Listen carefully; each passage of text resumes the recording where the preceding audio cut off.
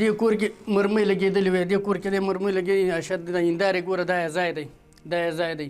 موږ څه ګناه کړې؟ دا ګناه مو راوښیه. دا شداره وویشتل، دا شداره راولېدلې وه، دا کوټې دي ګوره، دا ګرده ویشته، دا مرمۍ غارونه دي، دا ټوله د مرمۍ دغه دي، دا ګوره دا ټوله د مرمۍ غارونه دي. موږ ګناه څه شي ده؟ دا ګناه مو راته وښیاست. موږ خو دغه نه وو، موږ دهقانان خلک وو، راله 2-5 واره چاپه را باندې ووهله، کورونه پاک را کباب کړل. تلم لمانځه ته، چاپه راله پر ما چاپه یې را باندې ووهله. ماخوستن لمانځه ته یې نه پرېښول، نه تللی، ټول لمانځه ته له. پر موږ باندې بیخي ډېرې سختۍ راغلې، بیخي داسې سختۍ را باندې راغلې چې بیخي ډېرې سختۍ را باندې راغلې. نه به خوب و، نه مو خپل ډوډۍ ارامه ته خوړلی شوه. د ډوډۍ مو اولاد پر ارامه خوړلی شو. 3 زامن مې شهیدان شوه. 3 ځوانان یې 25 کلن وو، هغه مشر یې 25-26 کاله وو. بالا نه ورسېد، د پاخه خلک هم نه ورسېد، ځوانان دغه د یوه 2 یتیمان پس د یوه مې کوزده کړې وه، بل ته مې نه وه کړې، بل دغه کوزده مې راته اوس نه ورته کړې. 2 یتیمان یې پاتې شو، د هم ځینې دي ساسرې دي. په غاړه کې مې لیدلي وه ساریان چې دا څه کړو، څه وکړو. دا امریکایانو باندې موږ څه کړي وه، څه مو کړي چې د یاسرات موږ یې بمبارولو، ایسته وزرې ځغلولو، را به سپي به ورسره وه، په کورو کې باندې به بس دغه د کوره نه شو وتلی یو له.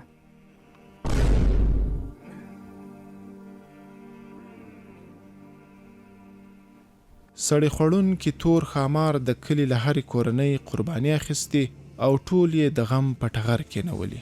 و داسې چاپې وې، داسې دغه سو، یو وراره مې شهید سو، اوس یې صغیران پاتې دي. بل ورور مې هغه هم شهید سو، داسې صغیران یې پاتې دي. دغه د چاپې بیخي ډېر ول، پر کوټه هم یې چاپې وولې، بم وغورځوي، ډېر خلک یې شهیدان کړه، قریب 20-25 خلک شهیدان کړه. هم یو زوی و، هغه هم شهید سو، بل هم شهید سو، 2 نفره شهیدان سو.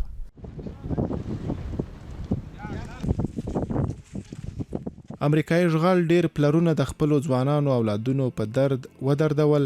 ډېرو ته د زړه ټوټو د شهادت او ابدي بیلتون ډول ډول رنځونه پیدا کړل. دلته وحشت خپل وروستي حد ته رسېدلی و.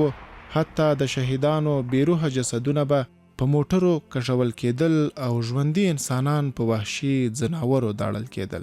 دې کلي باندې ډېرې سختې چاپې وول شوې، ډېرې سختې، ټولو څخه یعنې تر د نوشهر د چمتال په ولسوالۍ کې د دې مومند په کلي کې چاپې ډېرې سختې وول شوې، ډېر خلک شهیدان شول.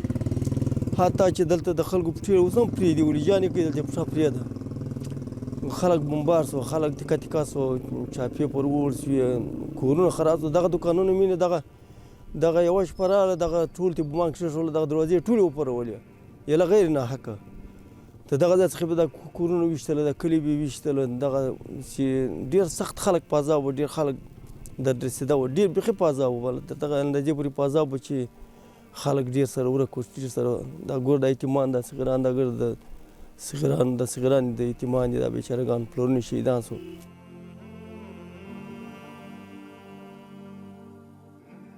دلته تعلیمي او روغتیایي مرکزونه د یرغلګرو له بریدونو خوندي نه وو، بلکې هغه ناروغان چې د خپلې درملنې په موخه کلینیکونو ته راغلي وو له ډاکټرانو سره یو ځای په ډېرې بېرحمۍ سره په شهادت ورسول شول او په وینو لت پت شول.